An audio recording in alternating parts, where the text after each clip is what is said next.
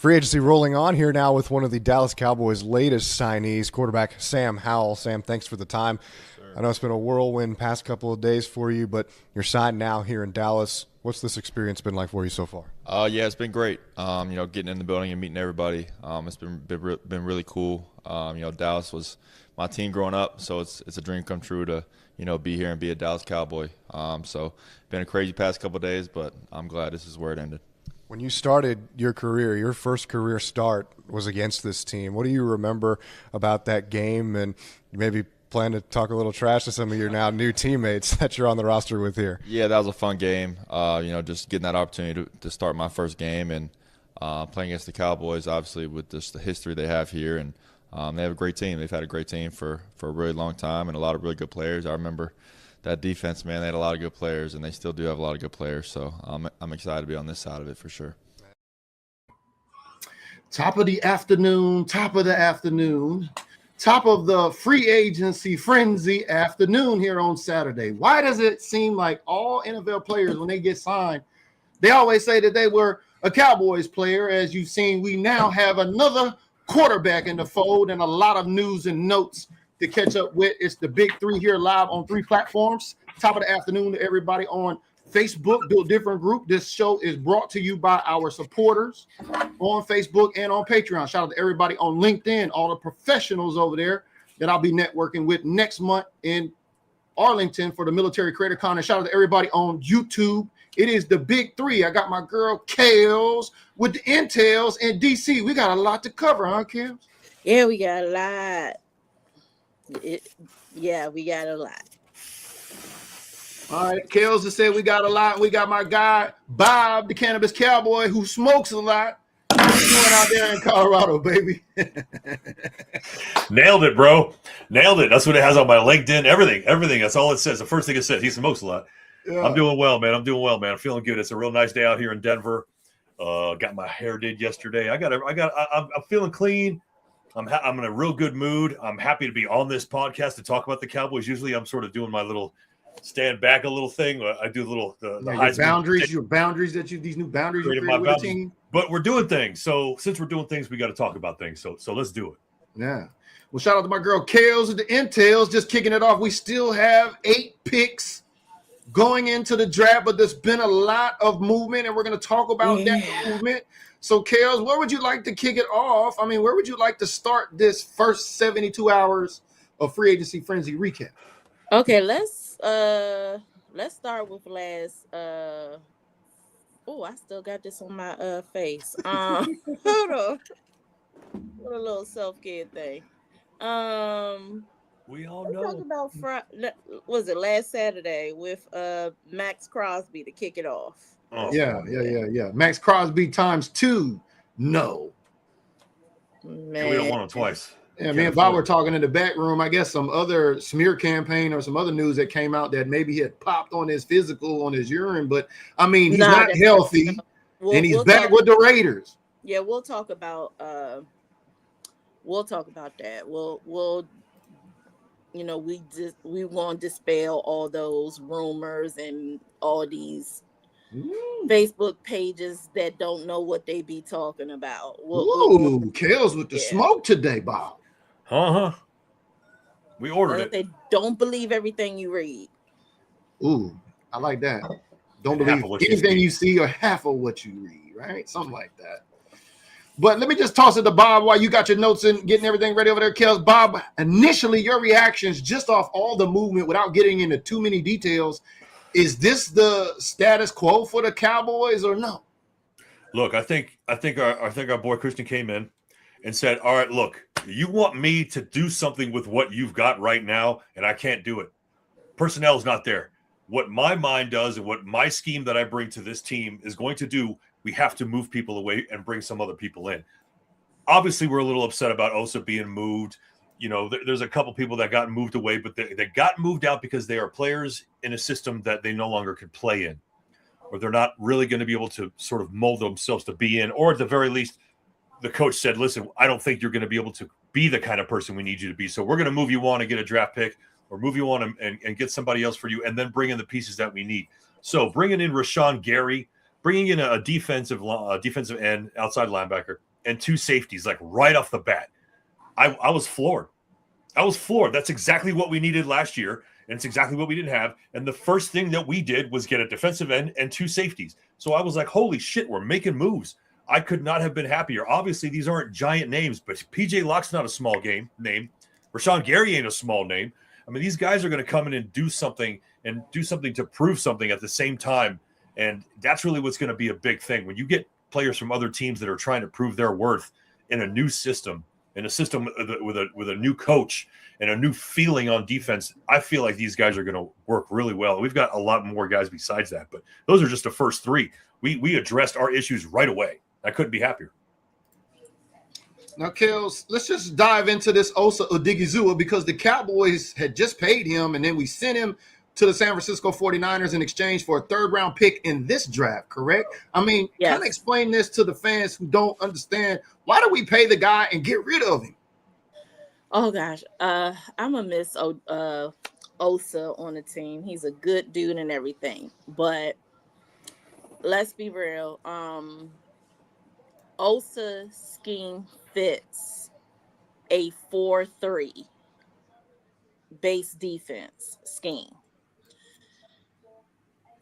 and the way that's fit for his position, he hits from the waist and the hip area, whereas a 4-3, you have to be elongated. You have to go up and over right tackle or left tackle, right guard, left guard, or the center. That's not Osa. He does not fit a 3-4 scheme. So since he has been with us, we have been playing a 4-3 base defense. So he went to a team that fits his the scheme that he plays. Yeah, they say that Osa's going to fit perfectly with the Niners. Yeah, the style he plays. We don't know what's going to happen with Fred Warner and some other players that's with San Fran right now. And plus another thing is his weight. Size. Like he has the height for a 3-4 base defense, but his weight is fit for a 4-3. Christian Parker needs someone that is 290 and above for a 3-4. Osa is weighing in at 280. So he is undersized for a 3-4 base defense. So it's all about trying to get the best out of players' skill sets, Bob. Something maybe we're not used to. I don't know how Osa's feeling about going to the Niners, because I think they just signed Matt Eberflus under Robert Saleh over there or something. But you know what I mean? But here's the deal. He's probably going to be okay in Eberflus's defense because of the gap assignments he's been covering for most of his career. He's not going to have the ability to cover those gap assignments. It's going to be a different gap assignment at 3-4. Right. There's a couple other things inside the whole position of his we were probably like, look, you're a good dude. We're not cutting you because you suck or because you're an ass. Why don't we put you into a system that you're going to thrive in, and we can all be happy about this whole thing. And we'll tell everybody you're a great dude because we didn't cut you because you were underperforming. We cut you because you are solely for a 4-3 and we're going to 3-4. Very simple business decision. Right. And I mean, and Jerry is a lot of things. I can say that. But one thing I can say about Jerry and Will McClay, they don't put their players, as much as they love their players and they want them to stay. But if they're bringing in a new coach and they know that that player is not going to fit for that coach's scheme, they will put them with a team that they know that they're going to thrive in. Case in point, look at DeMarcus Ware. A lot of people don't know, like, some of it had to do with money, but then some of it did not. But in DeMarcus Ware case, his did have something to do with money because we did not have enough money in the salary cap before the post June 1 date. You bring up a good segue. And then he called because Jerry Jones and the Payton family, who owned the Broncos at the time, had a very good relationship. So he made the call to say, hey, I know you have the cap space. and I know you need a player. Take DeMarcus Ware. Yeah. Well, let me ask you this, KELZ, as you're talking about, you know, the books and all of that type of stuff, contracts and everything, just in a quick snapshot, based on, because, you know, you shared here with us, along with BPA, that we're going to need about 15 M's in order to pay our rookie class that we're getting ready to draft. Can you give us a quick snapshot on the money after all of the moves? Because we've seen some contract restructures.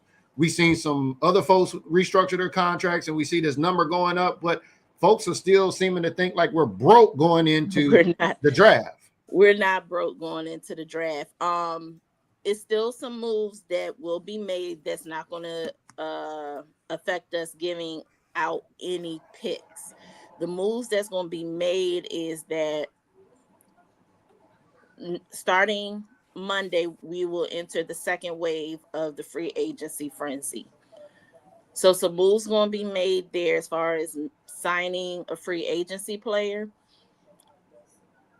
We're going to get some money back off of one of those contracts.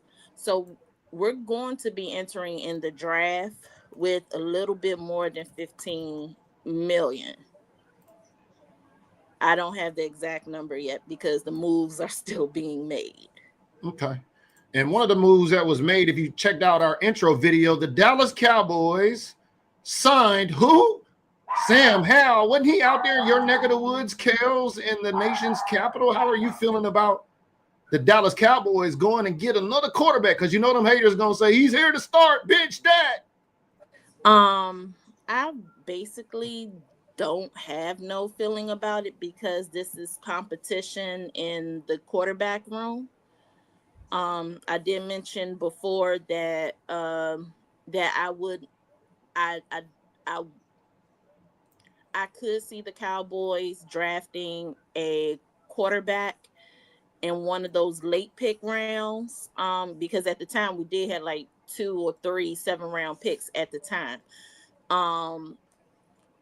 And because they're not really comfortable with the backups that we have in the quarterback room. So we got Dak, we got Milton, we've got Will Grier now too, right? And Sam Howell. Will Grier is signed to like a future contract. Yeah, he's a promised contract in the future type deal. Yeah, I've heard that. So so all it is just going to be a battle of the backup QBs. Yeah. So that's all I have for. I mean, I don't have no I mean, I don't have no... Well, I knew you wouldn't, but I just thought I'd ask because he was out there in your neck of woods. Bob, how you? Well, Bob's got to let the dogs out. I was at that game. I think that was like the last game of the season that year. And Sam Howell thrashed us all up and down the field. Bob, what's your thoughts on the thrasher, Sam Howell? The thrasher. Let's not start calling him shit just yet. Look, we need somebody just in case something goes bad. We all know that if Dak goes down, our season's probably screwed anyway. At least we're going to have somebody that can compete for a second spot. Backup quarterback, I don't give a damn about. I don't even care about it.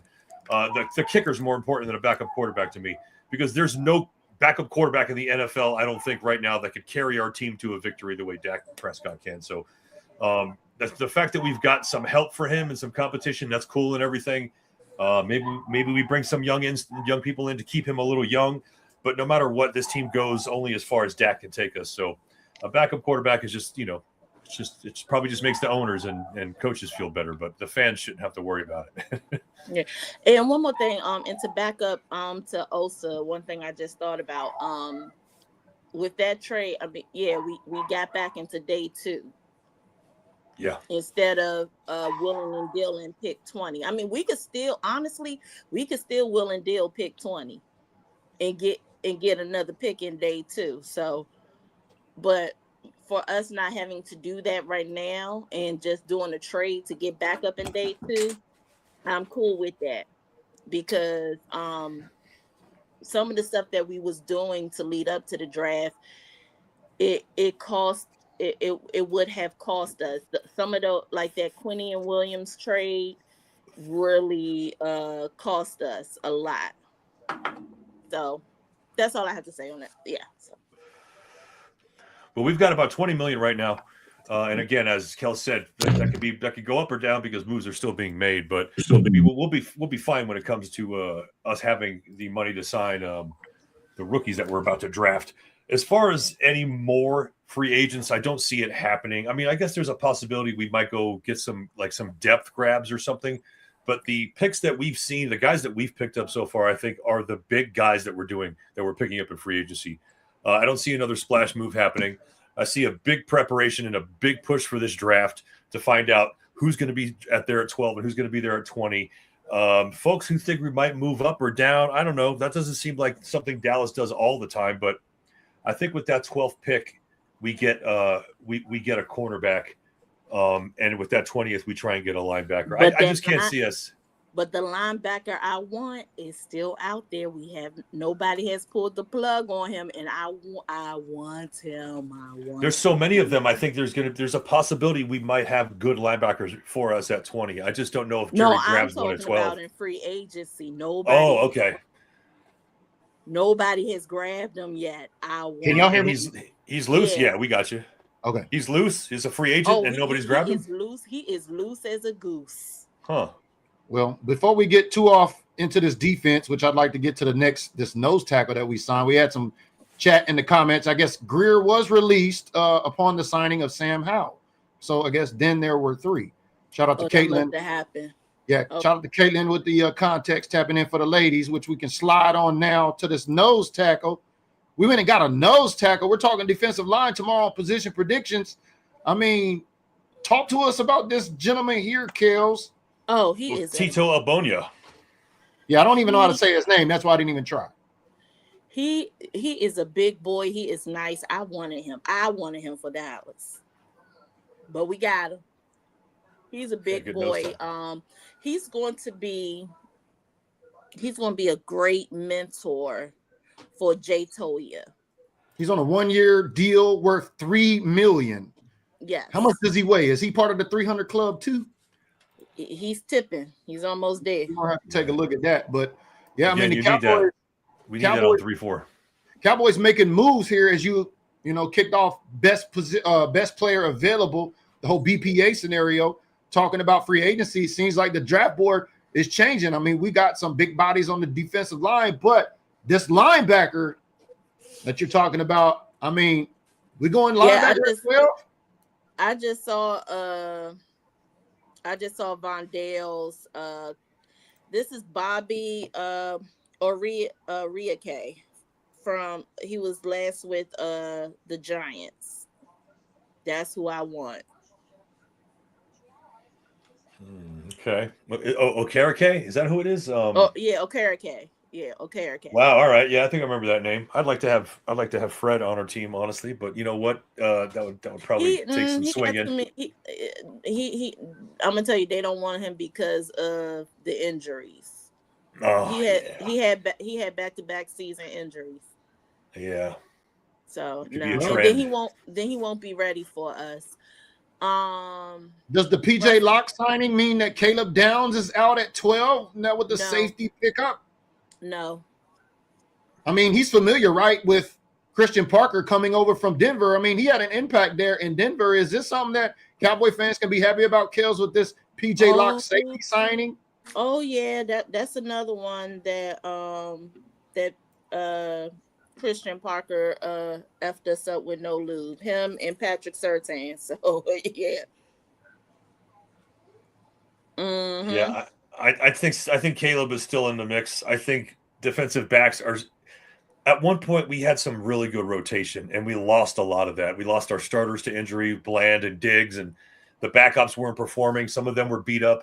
I think we're trying to get back to the point now where we can start building and get some strength. Bringing in these guys on PJ Locke's on a 1-year deal, that doesn't signify to me that he's the future of our safeties. He's not, it shows us that we're still going to draft, I think, and we're going to have a guy there that can show a kid that's coming in from college exactly how to play the game at a higher level, which PJ Locke does. So I think this is just smart moves being done right now. And again, even if they're not, they're moves we have to sit back and watch because we have no vote over any of them. Pull up Caitlin's comment. Is timestamp for 318.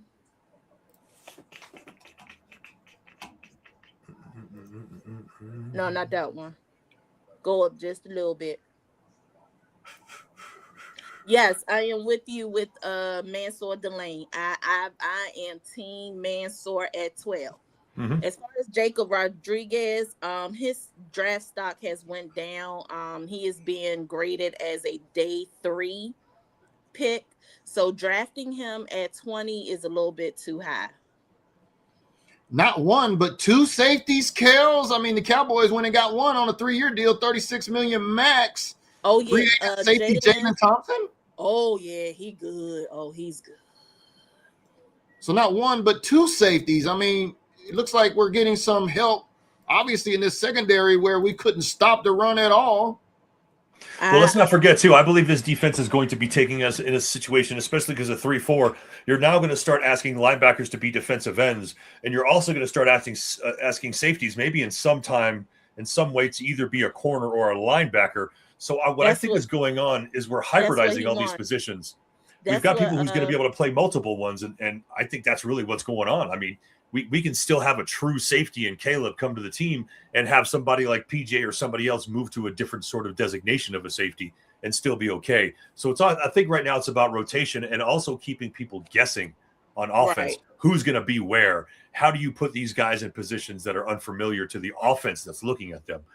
So that's really what I'm excited about with this guy. Yeah. So what Ryan Smith, our 2 linebacker coaches, and Christian Parker will be doing is the hybrid system, similar to what DQ was doing with us. So you're going to have the safeties going as linebackers going as safeties, and then they're going to be playing zone, man press, free, strong. They're going to be in the box. They're going to play free space. So they're going to be doing everything in this 3-4 defense. So yeah, it's definitely going to be hybrid.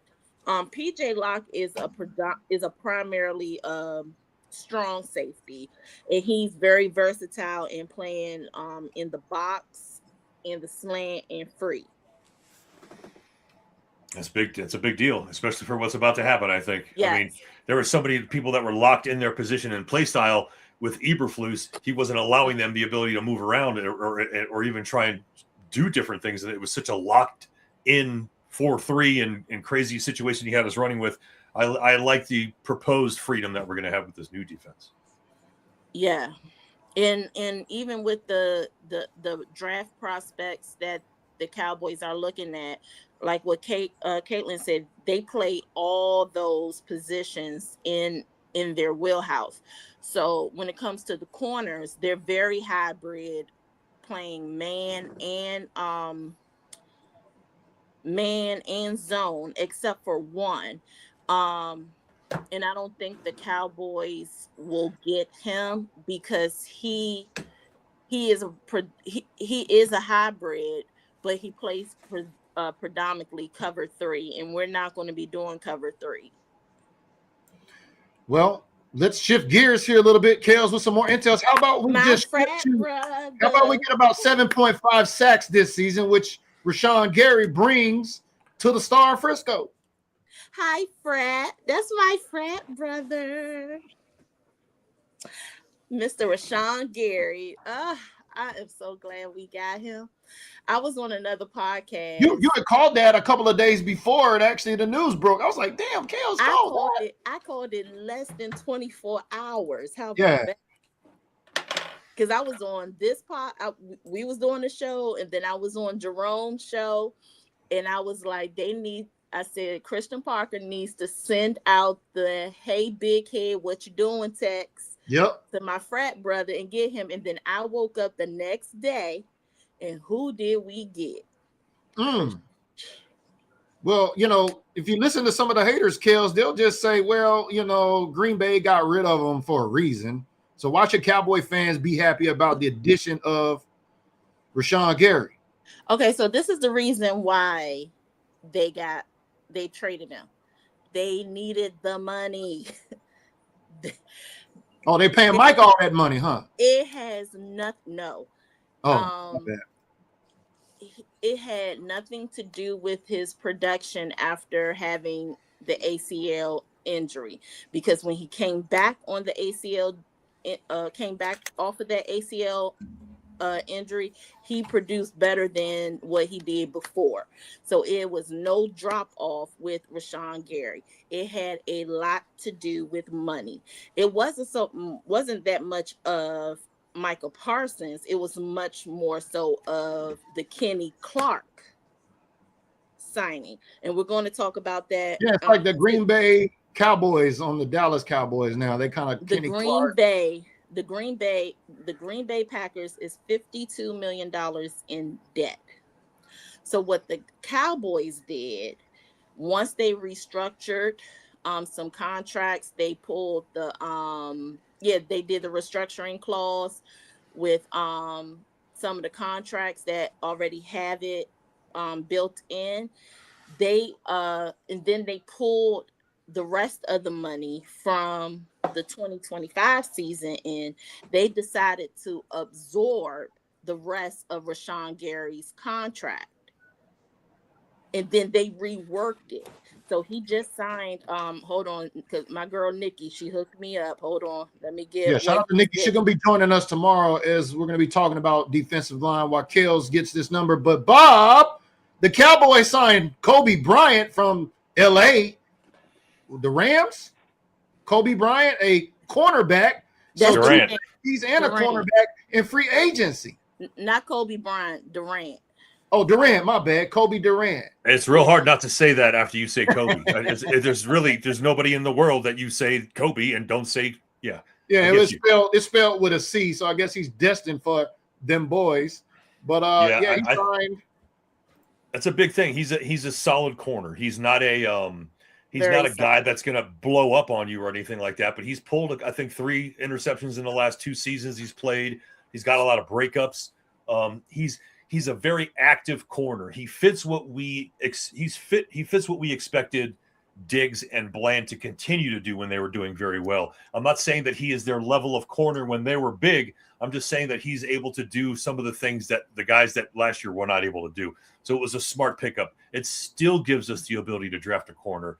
And Eric Taylor, I think, asked, would love to have Ruben Bain on the Cowboys. I'm a Hurricanes Oh, he's fan. gonna be gone.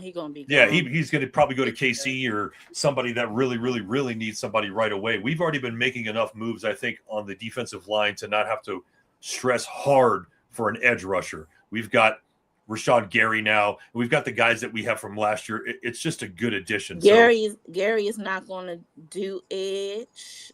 To play tackle. He's going to be an outside linebacker. That's what he's going in as. Which is also all these signings. I mean, 2 safeties, a cornerback. This is changing the BPA.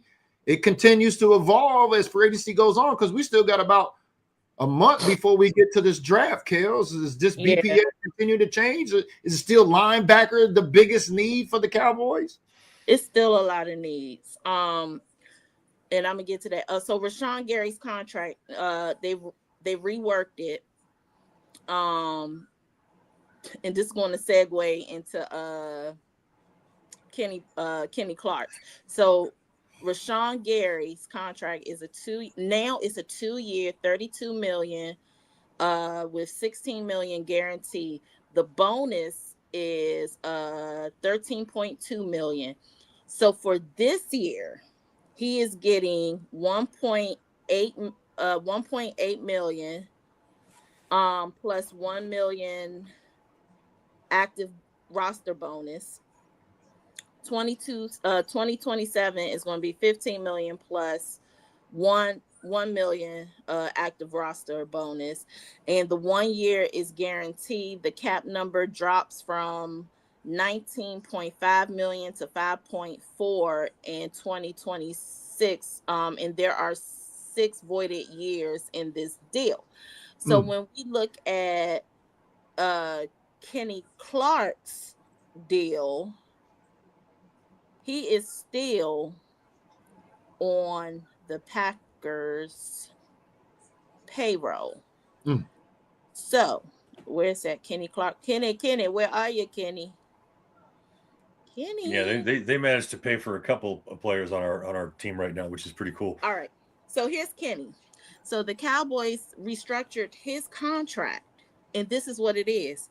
They restructured his $11 million roster bonus, which is due next year, into a signing bonus, which opened up roughly $8.8 million in salary cap space this year. This is what they did. Because he's still on the Green Bay Packers roster, he is still getting playoff incentive monies, because didn't the Packers go to the playoff this year? Mm-hmm. And did.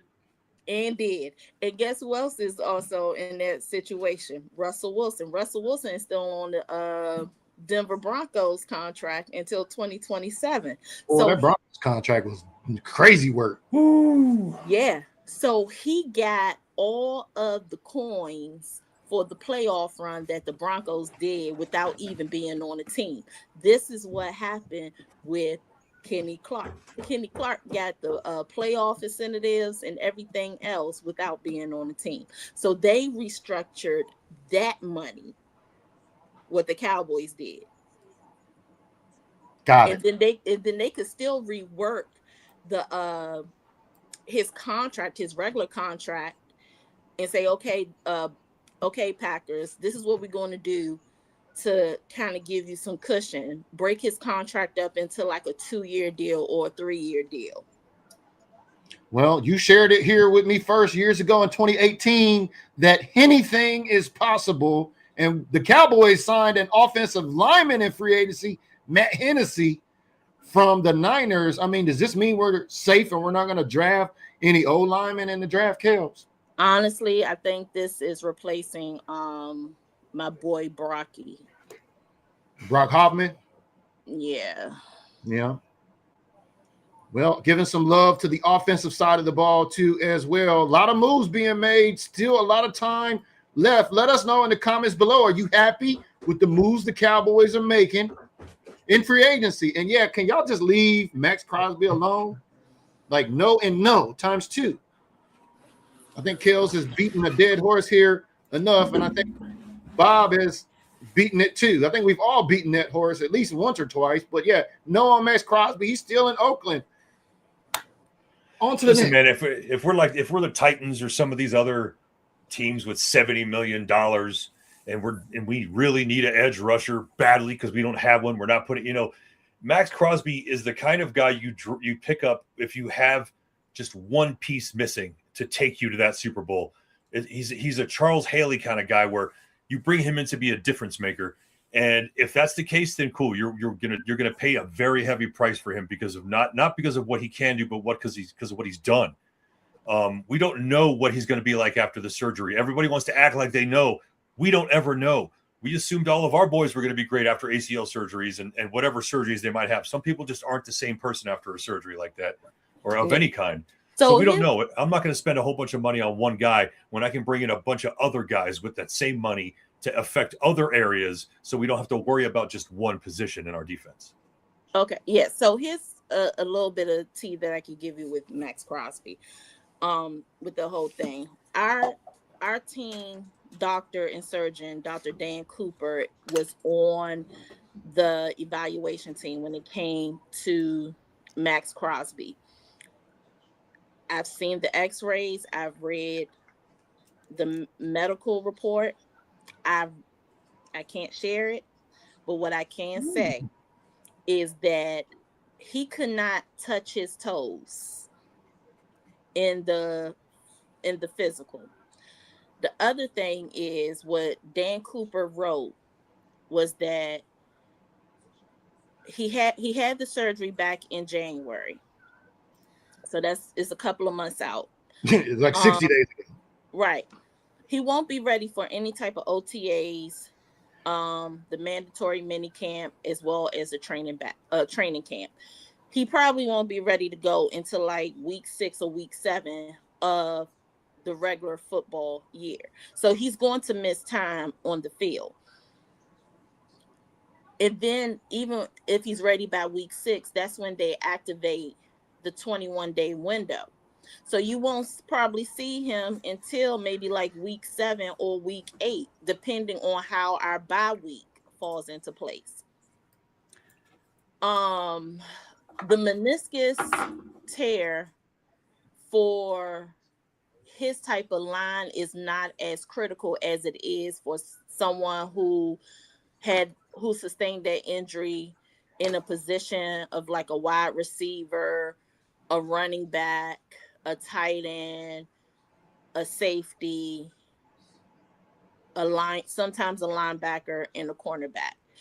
Because you're not really using the motor skills of your legs like that in a linebacker, or not a linebacker, an edge type position.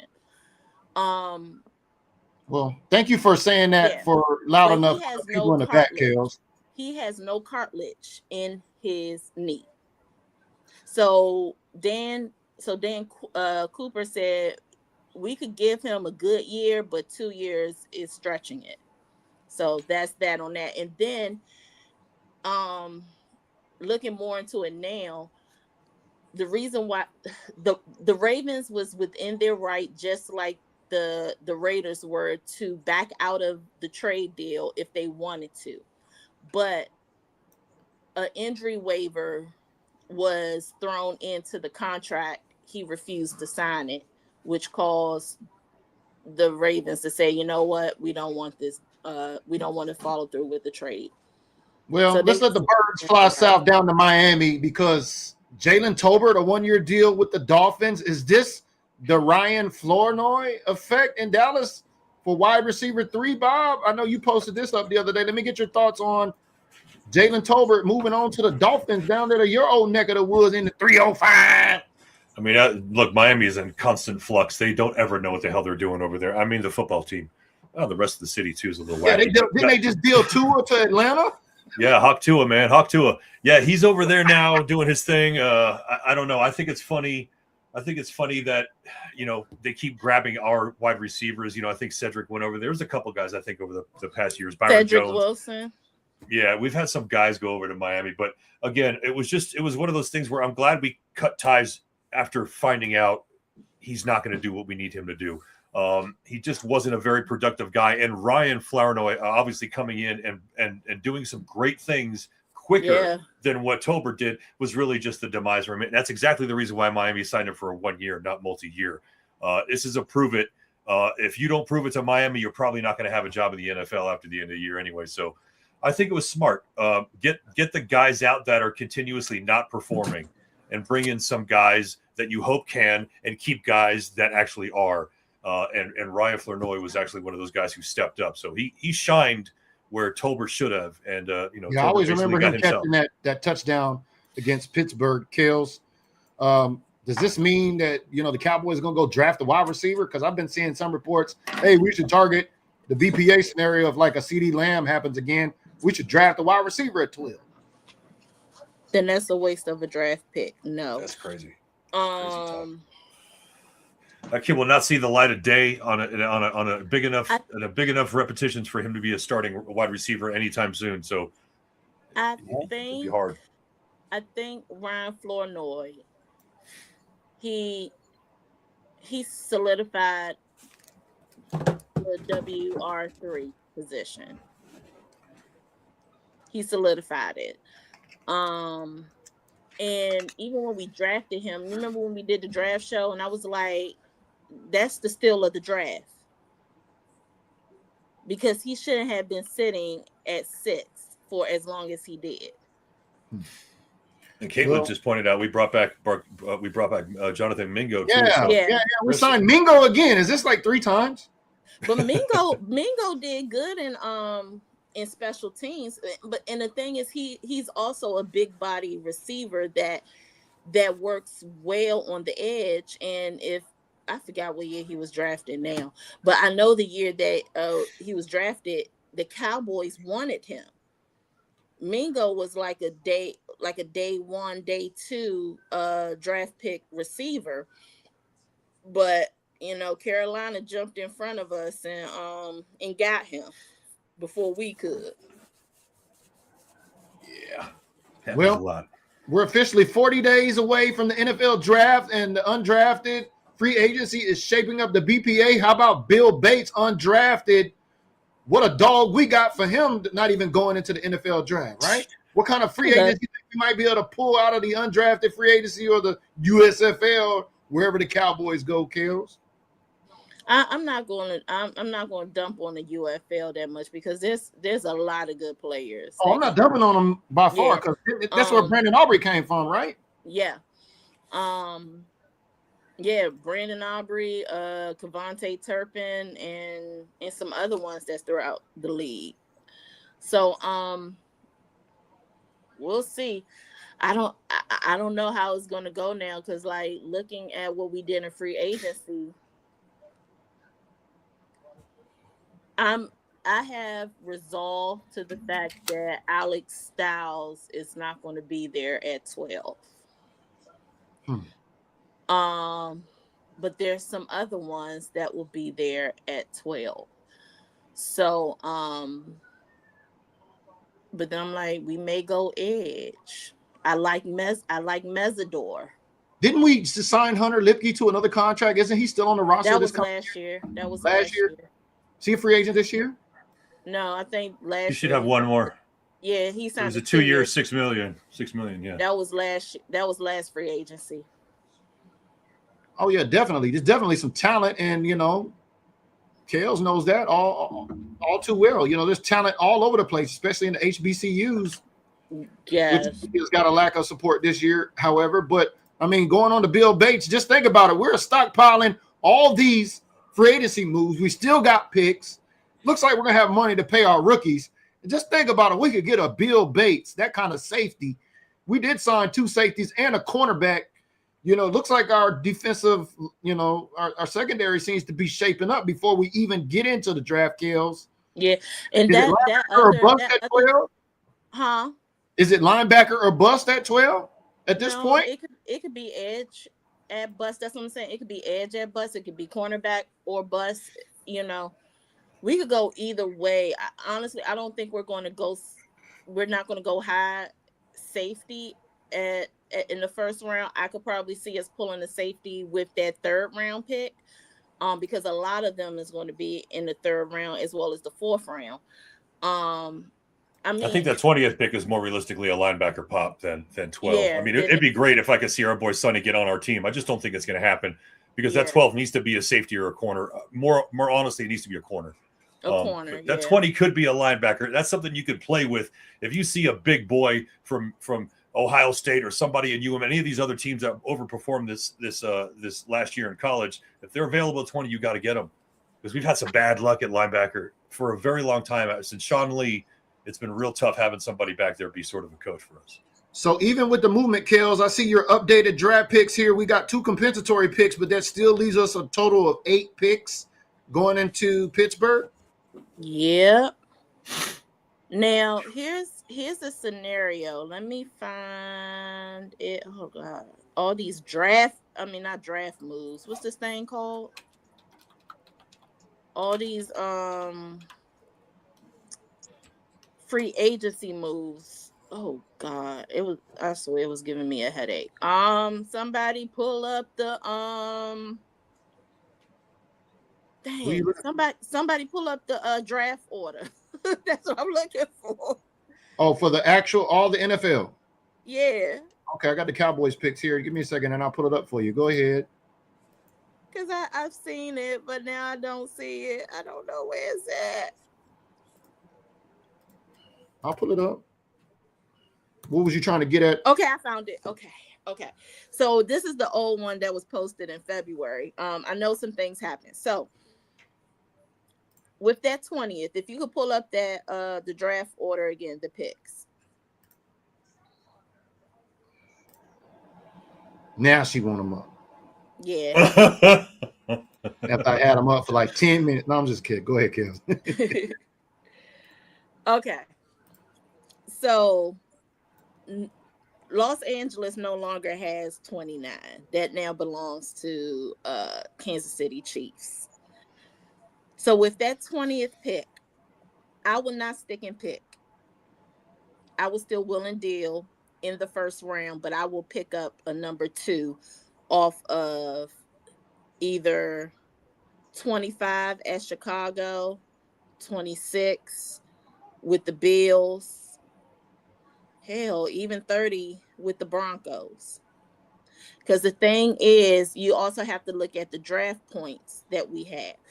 We have enough draft points at 20 where we could move up just a little bit. So we could either move up to like 16 with the Jets, which I know that they're not going to give that up. So we could either so we can move up a little bit at 20, either 16, and then we could go all the way down to 32 with the 20 with that 20th pick. That 12th pick, I think that's worth 1,280 points if I'm not mistaken, or it's 1080 points. We don't have enough points to move up in that spot. So I don't want people to say, oh, we can move up from 12. No, we can't. But we can move up a little bit, and we can move down on 20 in the first round. So let's just say we get in bed with Chicago at 25, Buffalo at 26, or any of the other ones, San Francisco, Houston, now Kansas City at 29, the Broncos at 30, Patriots at 31, and the Seahawks at 32. If they want that pick, we could take one of those picks that they have and say, okay, we could give you this pick because the 20th is still a good number to will and deal. We could give you our pick. We'll take your pick in the first round, but you have to give us your second. And I think Buffalo or the Patriots, one of them have 2 picks in the second round. Bob, let me ask you a question. Second round tender was placed on Aubrey. Do we see him go away and we use one of these 8 picks to draft a kicker? Because, we can just find him a dime a dozen, according to some of our fans. You know what? I think Aubrey is one of those different guys. At the very least, last season we won games because of him. He's a difference maker. Now, I say that at the same time while saying I would not go crazy insane and pay a kicker some kind of like rookie linebacker money or some shit like that. Like, I don't know if a kicker is that important to pay that much money to lock up that much money every year for you. Because I tell you what, if you have to depend on the guy hitting 50-yard kicks for you 3 times a game, then your offense isn't doing what they're supposed to do anyway. For the last 2 years. Right. So the defense is actually not doing what they need to do, and offense is underperforming. There's a lot of bad things that come along with you needing your kicker to win games for you. So I believe if it comes to a point where if it just becomes a ridiculous number, we let him walk and try and find somebody else because we need to solidify other things. Okay, so the Cowboys say we're in a holding pattern, according to Brandon Aubrey. He says he's just waiting, I guess, on Jerry to cut the check. I don't even think it has nothing to do with Jerry for the fact. I think he's trying to see what the other teams are doing because let's be real. I don't think any team is going to pay, and this is not a shot or a slight to him. I don't think any club is going to pay $10 million a year for a kicker. Yeah, so, first of all, like how many teams have that kind of money that are in the market for a kicker right now? Probably not that many. Exactly. So this is what I'm thinking the Cowboys are doing. They put a I think it's 5.6 or $5.7 million. So they put that on the table. Yeah, they put that on the table. They gave it to Brandon Aubrey. He could shop for it. So I think he's waiting for a team to say, okay, I can give you $7 million. And then he has to give that contract offer back to the Cowboys because the Cowboys still have control over. So essentially, Cowboys could get him on the cheap because if nobody offers him any money, then he's got to take the second round tender. Is that right? Kind of, sort of, yeah. So if he goes back to the front office and say, okay, I'm gonna just throw a team out there.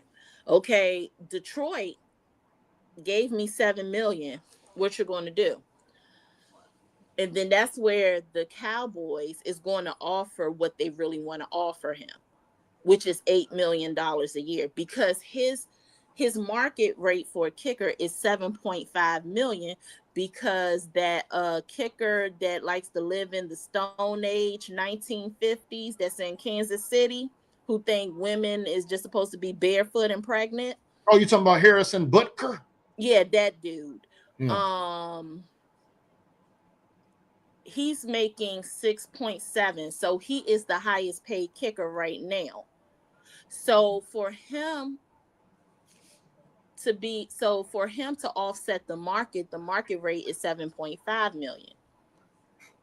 I think 7.5 million, 8 million is a good deal for him, especially if it's 8 million a year and you're talking about a 3-year contract and you're getting like 24, 25 million and maybe like 16 million guaranteed money. That's not bad. But If you don't want to take it, there is a kicker that's on the DC Defenders team that's here in my own backyard that just kicked a 70-yard field goal yesterday at practice. Well, if there was one kicker in the draft, say Brandon Aubrey, worst case scenario. Some fans say, shout out to my girl Prototype, can't breathe until both GP and Aubrey are secure. You know, we got the tag on GP. They could still work out a long-term deal.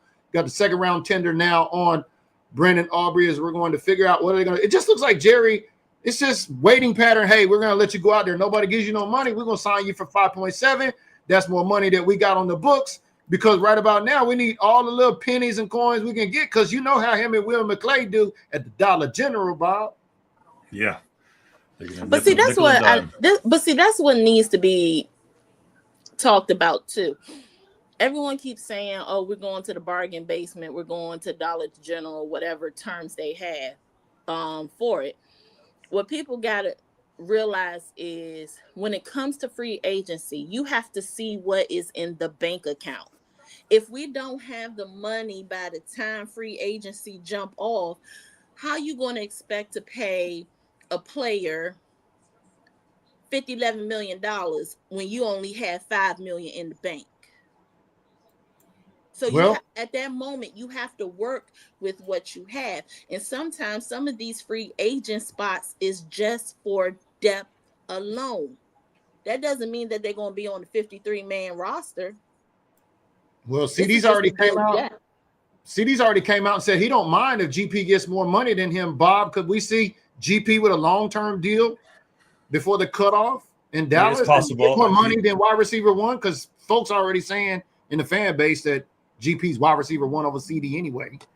Listen, I believe this much. Listen, the reality of this is he crashed out a lot at the Steelers, but almost every wide receiver does. I mean, at that time, I would have crashed out. Right. People look at it like crashed out. I mean, they act like he was just coming out of his mouth for no reason. We understand now that there was a reason for that, because we treated him better in Dallas and he didn't do that. Now, we did fine him for being late a couple times, but there's still, I'm sure, when you've got someone who has a past like that, there's still a little bit of question in your mind. So to get a long-term deal would be great, because that would show me that they trust that last season that he just played wasn't just him being on his best behavior and trying to get another contract in the league and then him reverting back to crash out. I think he showed no matter what, he is one of the best wide receivers in the league. And crazily, so is CeeDee Lamb. To have both of those guys on our team right now is absolutely insane.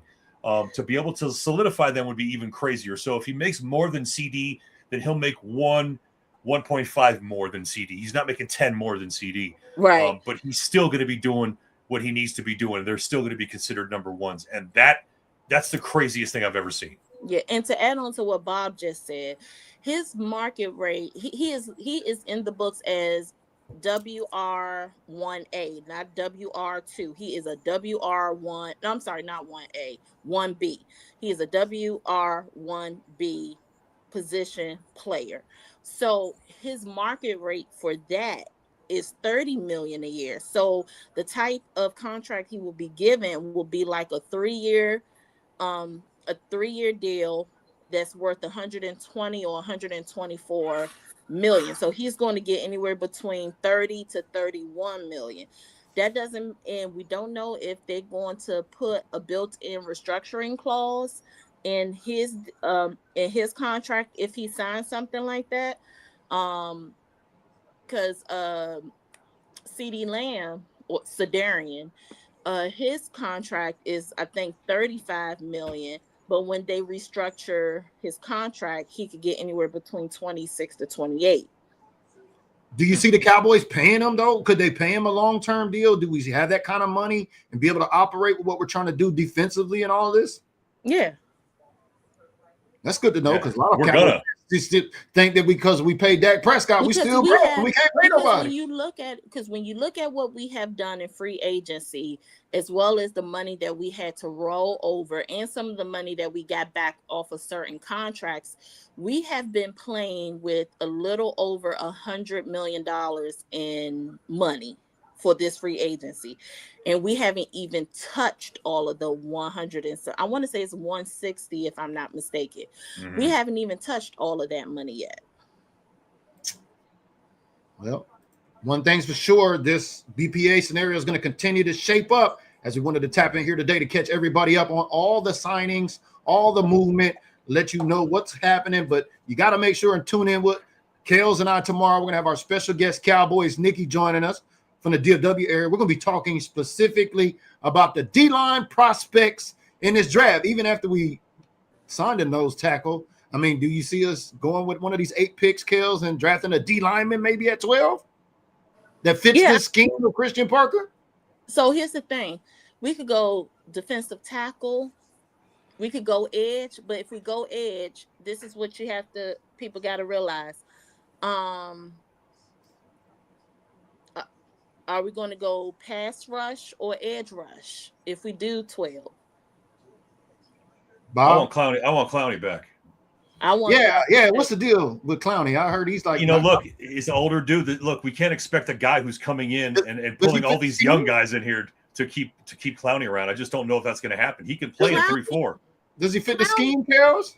Clowney could fit any scheme. He is a plug and play type of player. He could go in.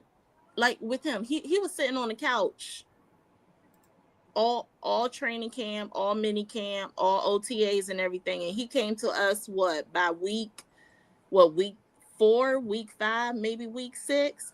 You could just pick him up off the couch and put a jersey on him and throw him on the field, and he good to go. So he's like an anomaly. He's an anomaly player. So yeah, he could definitely fit into Christian Parker's scheme. Well, Bob, I mean, wheeling and dealing. I mean, we did more. We were talking about this in the green room before we got here. You could give Clowney $6 million and he'll be okay. We were talking in the green room before we got here that this time last year, I think the Cowboys' only movement after March 11th was we signed Kavontae Turpin and then also Digizua, and they were being aggressive. But the bust the budget crowd is now complaining because we didn't get Max, we didn't get Trey. Got to have a little bit of optimism. The Cowboys are still making moves, right? Yeah, listen, man. The reason why is because 2 seasons ago, we didn't get embarrassed as bad as we did last season. Last season was an embarrassment, and it wasn't one of those things where it was embarrassing because of how high the bar is as a Dallas Cowboy. No, we were embarrassing as a defense on a very basic defensive level. So if this stuff wasn't addressed right away, the fan base would have gone buck wild. It would have been 10 times worse than we're all in, but we're not all in because everybody pulled the hell out that season, man. I know that for a fact. And that was only a couple seasons ago. So the fact that we're able to do what we're doing now shows that they have at least a tiny bit of urgency. They don't want to look like complete asses this season. And again, we said it all last year. If we just had 50% better of a defense last year, we'd have probably been an NFC championship team. But that's not the case. But it probably will be this year. But we need to make sure the offense can do the same exact thing this year as it did last year or something close, or else what we do on defense isn't going to matter. Right. KELZ, any parting words for the bust the budget crowd mad about Max Crosby and Trey Hendrickson and all the big names? No, y'all know me. I do not entertain unstable, emotionally irrational fans. I don't. So that sounds about like half our fan base. We got a lot. I don't. Well, we appreciate y'all's time as always. It's been the Big Three tuning back in here on a Saturday after the first 72 hours of free agency with the Cowboys. This thing is still a moving target, so make sure you turn on your notifications. Thank you if you like, shared, or commented on the content today. Thank you if you've given stars. This content is supported by our Patreon supporters and our Green Badge supporters. Without y'all, these shows are not possible. We'll be live again tomorrow, Position Predictions. KELZ and I with our special guests. Bob, thanks for joining us as always. It's always good to have you in here. Any parting words? Anything before we get out of here? No, man. Just I said it this morning, and I don't remember the last offseason I said it, but I woke up and I saw the weather and I felt we're good, and I was like, damn, I wish football was on today. So at the very least, the bug is biting me again. Jerry did another good job. He's making me feel like he gives a shit. Last season, it was good enough for me to feel like if we repeat offensively what we do this season, we'll still be a great team. There's a lot of hope. And again, last year was a rebuilding season. Go to every Big Three meeting and replay what I said, because it was. And we finally rebuilt a little bit. The draft will be the second piece of that and the end of it. And this season should be a lot better than last season. Yep. KELZ, any parting words for anybody paying attention out there before we get out of here today? I like to segue what Bob just said. Jerry is doing a good job only because he letting the people who he delegated in those positions to do their jobs, and he's staying out the way. So good job to Jerry on that. But the second wave of the free agency the second wave of free agency frenzy starts 9 a.m. Eastern Standard Time on Monday. Oh, so we'll be back next week. So make sure and stay tuned. It's the Big Three on a Saturday. We'll see y'all in the gym on the next episode. Peace. Turn out the lights. The party's over. They say that all good things must end. Call it a night. The party's over. And tomorrow and next year starts the same old thing again.